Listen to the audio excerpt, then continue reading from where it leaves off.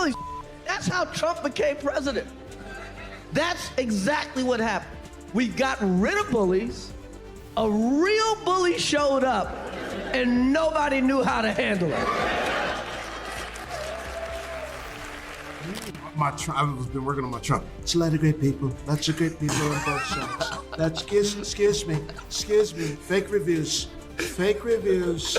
Fake reviews. Ever wondered what unfolds when a former president known for his fiery temper and paper-thin skin gets roasted by two of the most unapologetically sharp-tongued comedians in Hollywood? The answer: chaos, headlines, and a social media storm of epic proportions. Chris Rock and Jamie Foxx didn't hold back during their latest stand-up routines, unleashing a barrage of razor-sharp jokes that didn't just poke fun at Donald Trump, they tore into his persona, his past, and his presidency with surgical precision.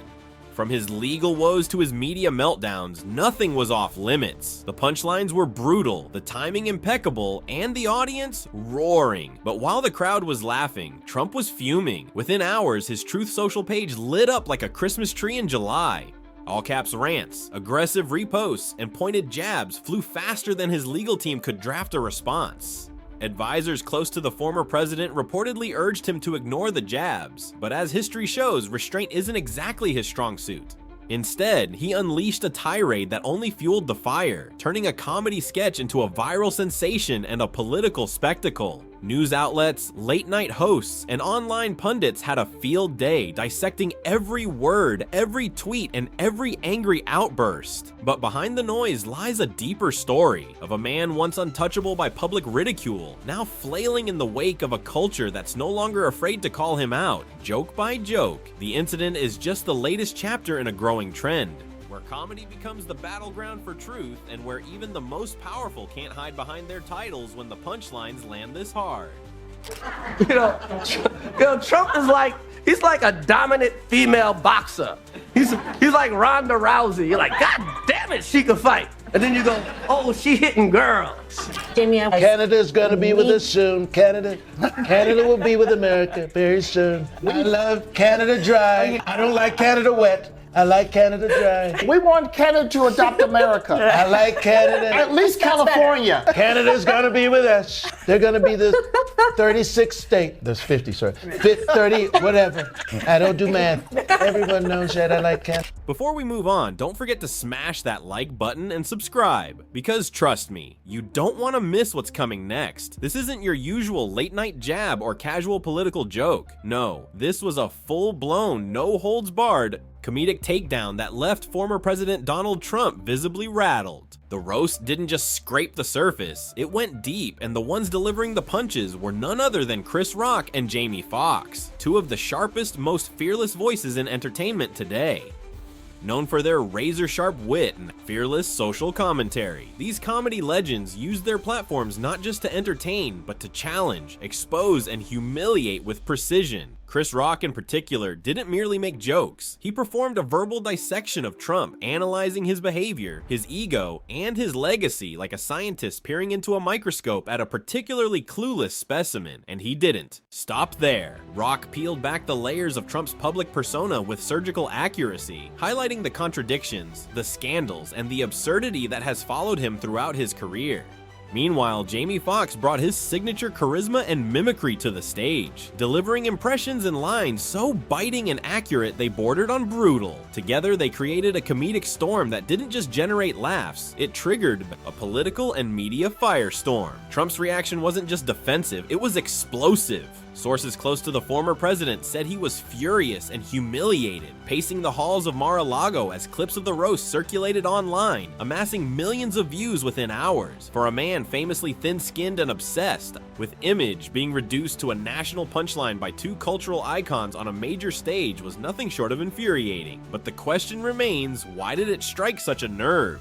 Maybe it was because, unlike politicians or journalists, comedians speak a truth that cuts through spin delivered in a language that the public instinctively understands. Laughter. And in that laughter, there's power. Power to shape narratives, to hold people accountable, and in this case, to drag a former president into the comedic spotlight and leave him squirming. The cast of The Apprentice is running the world. Trump, the daughter, Omarosa. They run the world, man. Yo, man, this crazy. For years, Chris Rock has approached Donald Trump not as a conventional political figure or a serious businessman, but as a living, breathing parody of American excess and ego, a man who stumbled into real power more by spectacle than strategy. Rock didn't suddenly discover Trump's absurdity when he entered politics. He had long identified him as a walking contradiction, a man whose life story reads like a script from a dark comedy. From the Gilded Towers bearing his name to the string of failed casinos and his transformation into a reality TV host who turned "you're fired" into a cultural catchphrase, Trump was never a symbol of stability or intellect. He was a pre-existing caricature inflated by media obsession and public fascination. And Rock, with his sharp observational eye and razor-edge delivery, saw through the illusion long before it became dangerous. When Trump announced his run for president, it wasn't a seismic shift in political history. It was a surreal punchline to a long-running joke, the kind of thing Rock had already been setting up for years. But what sets Rock apart isn't just his ability to point out the ludicrous, it's how he threads these moments of laughter with a deeper, often uncomfortable truth about society. His jokes aren't just about mocking Trump's grammar slips or orange tan. They cut into the machinery of fame, media, and political apathy that allowed a man built on image and bravado to become a global decision maker. Rock's commentary peels back layers of systemic failure, the obsession with celebrity, the commodification of leadership, the way populism thrives on spectacle rather than substance. In his stand-up, Trump becomes less of a standalone target and more of a symbol, a product of a culture that rewards loudness over logic and shock value over sincerity. Rock doesn't just laugh at Trump, he holds a mirror up to America asking why a country with so much potential keeps electing figures who belong more in tabloids than in textbooks. It's this ability to weave scathing criticism with comedy, to provoke thought while evoking laughter, that makes Rock's take on Trump not just relevant but essential, a comedic autopsy of a nation that too often confuses fame with fitness to lead. Trump is not playing, man. That's right. This time is totally different. He's working with the #1 African American in the world, the richest African American in the world, Elon Musk. That's right, he is African American. Elon got more kids than the Cleveland Browns. The modern American obsession with wealth, fame, and spectacle has birthed a cultural phenomenon where arrogance is often mistaken for competence, and celebrity status is equated with credibility. This cult-like worship of material success and public image has infiltrated not only entertainment, but the very fabric of society, making satire indistinguishable from reality.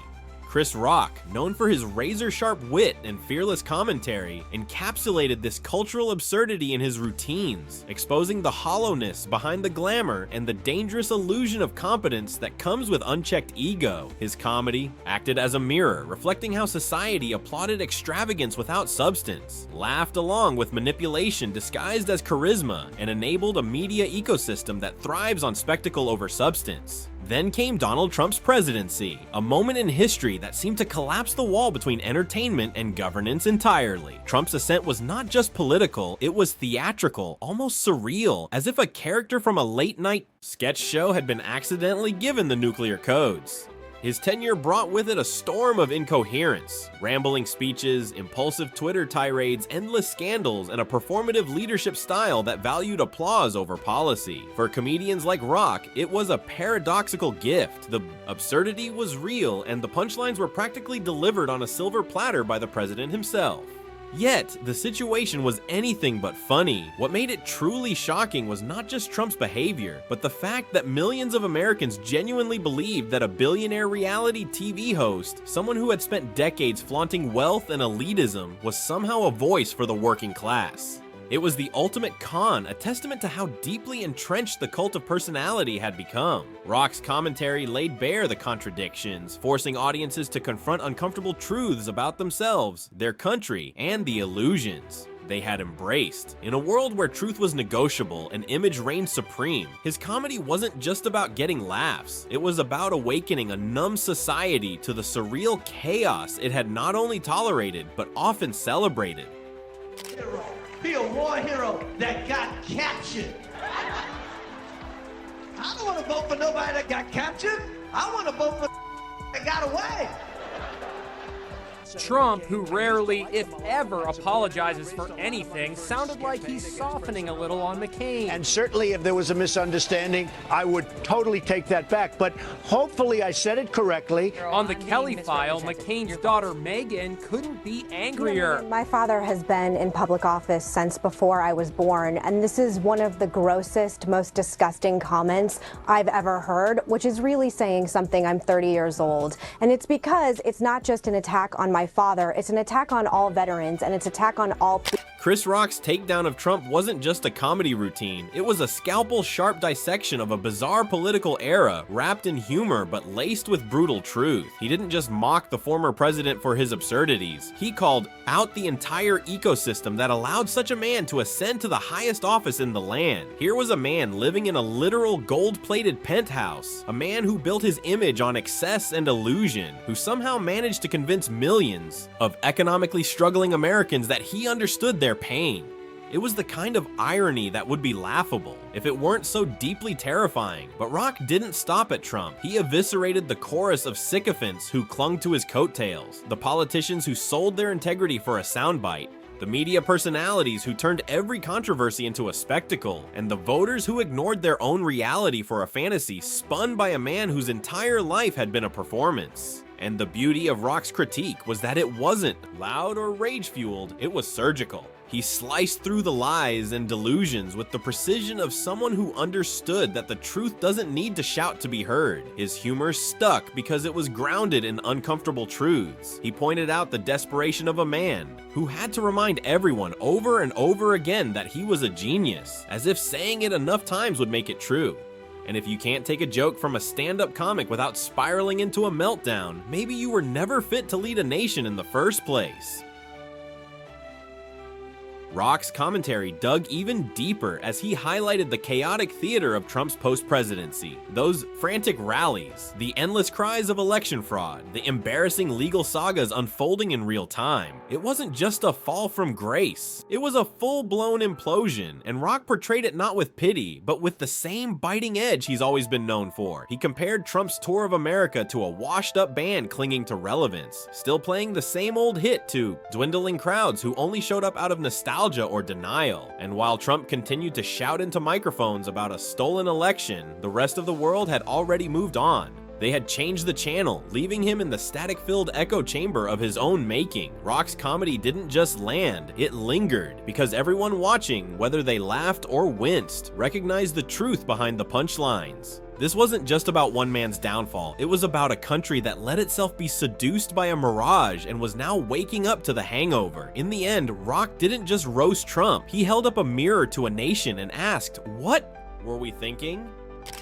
You think a lot of parents would, encourage their children's kind of high aspirations. Yes. But like you told your mom, When I was a kid, before I wanted to be a comedian, my dream was to be the President of the United States. It's the only real job I ever wanted. Okay? Only time I wanted an office. I wanted to be the President of the United States. And I told my mother, and she's like, But then came the moment that truly pierced through the bravado. The joke that didn't just sting, it detonated. In a single razor-sharp line, Chris Rock didn't just mock Trump, he exposed him, comparing Trump's relentless evasion of legal consequences to a deadbeat dad ducking child support wasn't just clever, it was brutal in its accuracy.